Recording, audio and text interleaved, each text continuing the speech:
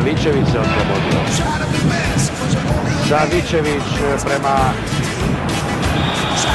Mihajloviću i prekršaj sa nekih 30 metara udaljenosti, slobodan udarac, izvešće verovatno Siniša Mihajlović.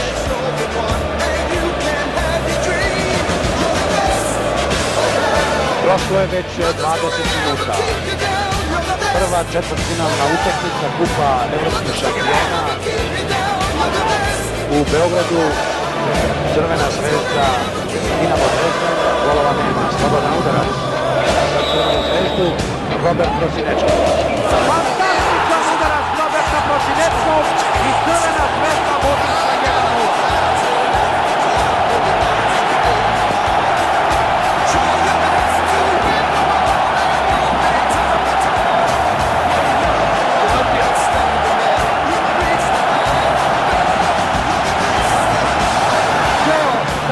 Sada skandira Robi.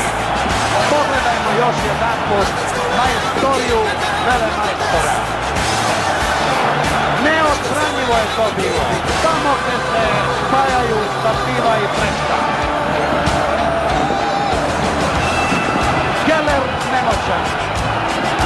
Pogledajte iz ovog ugla. Iz bilo kog. Gol kakav odavno nismo videli. 21. 22. minut, Crvena zvezda, Crvenu zvezdu vode u sam evropski vrh. 20. aprila je revanš utakmica, a na taj revanš naš prvak odlazi sa velikom prednošću. Robert Prosinečki je otvorio seriju velemajstorskim pogođkom u 22. minutu iz slobodnog udarca sa preko 30 metara. Gol o kome će se pričati bajke.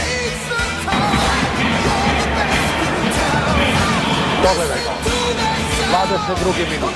Slobodan udarac. 25 metara. Udarac kao projektil, kao one rakete Patriot iz rata u zalivu.